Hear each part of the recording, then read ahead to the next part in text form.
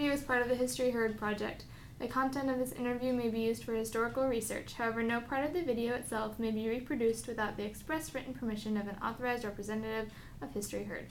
Today is June 25th, 2009 at, what time is it, 1? This is in Reston, Virginia. This is an interview with Vint Cerf in Reston, Virginia. He was born on June 23rd, 1943 in New Haven, Connecticut. So, when we were doing research, we found that the physicists that discovered the unifying M theory were on a train on their way to Copenhagen when they discussed it and came up with it. But then when they were talking about what they did after that, they said, well, we went to the show.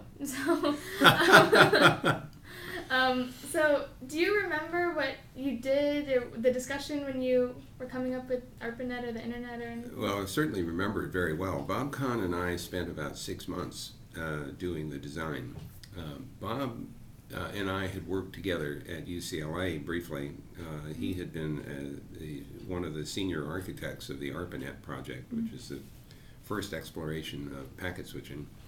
And I was at UCLA actually writing software for the Network Measurement Center in order to compare models of the ARPANET's performance against actual measured results. Mm-hmm. So he came out to UCLA to analyze the behavior of this, at that point, 4-node network.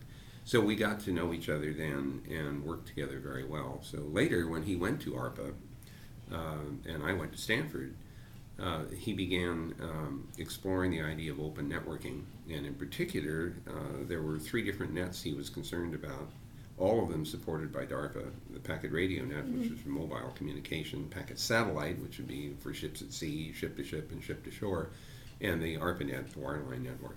So when he came to Stanford in 1973 in the spring and described this problem, I thought of it as an internetworking problem, getting nets to be linked together.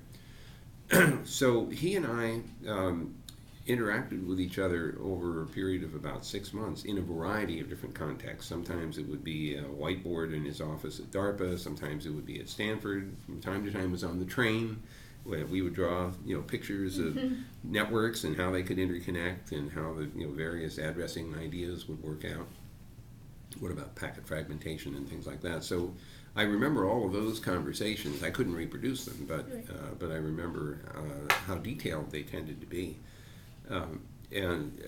The end result was a description of the system, which we prepared in draft form in September of 1973 and presented to the International Network Working Group, which I chaired in Sussex, University of Sussex in England.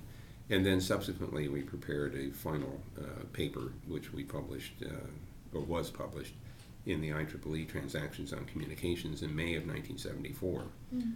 And that paper was called The Protocol for Packet Network Intercommunication. Ironically, I just had a call from the former director of the Folger Shakespeare Library, who said that he encountered the paper, or more likely the entire issue, for sale for $18,000 at an antiquarian shop in Baltimore, Maryland. So that's actually quite surprising, because the previous high water mark I had heard for that same document was $7,500. So obviously it's continuing to increase in value. I don't have any in my archives, so much for my retirement plan. Yeah.